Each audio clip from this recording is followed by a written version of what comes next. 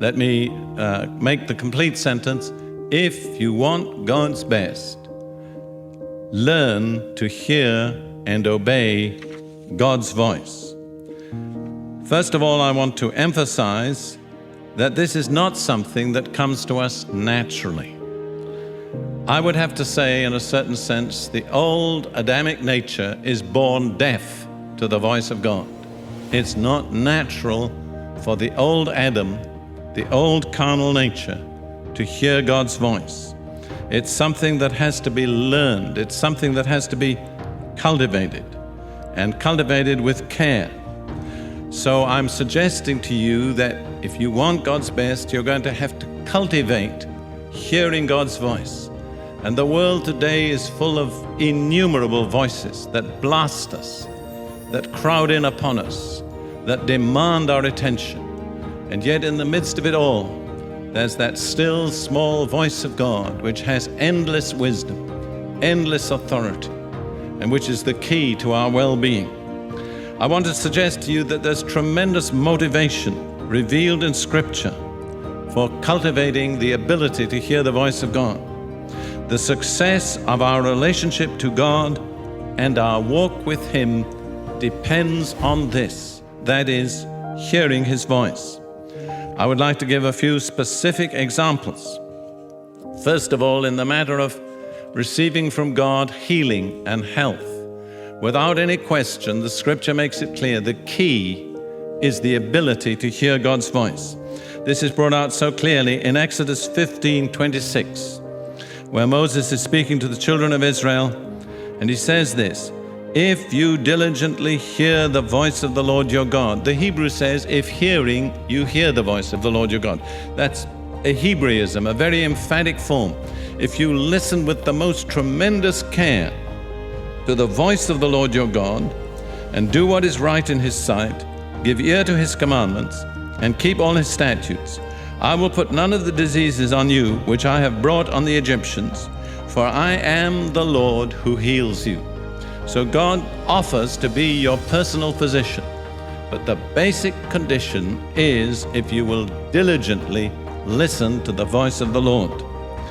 And then further on in the Old Testament, in the book of Deuteronomy, Moses reveals that the key to all God's blessings is hearing and obeying His voice.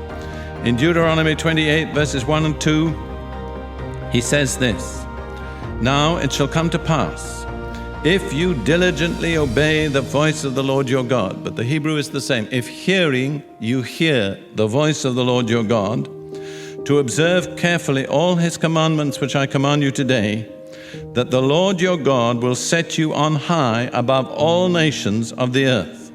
All these blessings shall come upon you and overtake you because you obey the voice of the Lord your God." Notice twice Moses says the key condition is hearing and obeying the voice of God.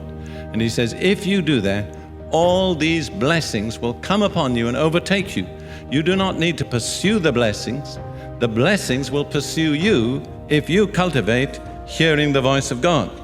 On the other hand, in the same chapter, Deuteronomy chapter 28, a little further on in verse 15, he warns that if we fail to hear the voice of the Lord our God, it'll be the exact opposite. Instead of blessings, it will be curses. Deuteronomy 28:15. "But it shall come to pass, if you do not obey the voice of the Lord your God, to observe carefully all His commandments and His statutes, which I command you today, that all these curses will come upon you and overtake you." So failure to hear and obey the voice of the Lord brings upon us all the curses. Hearing and obeying brings all the blessings. So that's the watershed between blessing and cursing. It's either hearing and obeying the voice of the Lord or failing to hear and obey the voice of the Lord. And then further on in Jeremiah chapter 7, verses 22 and 23, the Lord lays this down as the key condition for being His people. He says to Israel, "I did not speak to your fathers or command them in the day that I brought them out of the land of Egypt concerning burnt offerings or sacrifices. But this is what I commanded them, saying, obey my voice, and I will be your God, and you shall be my people." God says the ordinances of the law relating to the temple and the priesthood and the sacrifices are secondary. He said, the first thing that I required of you when I brought you out of Egypt was not sacrifice or offering or a lot of legal requirements, but I required of you to hear and obey my voice.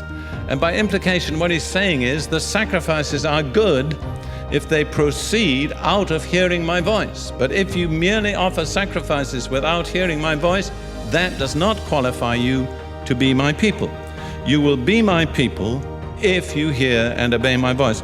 That's about the shortest statement I know of in the scripture about what it is to be God's people. Obey my voice, and I will be your God, and you shall be my people. Now, this doesn't change in the New Testament. In the New Testament, the condition for belonging to Jesus Christ is just the same.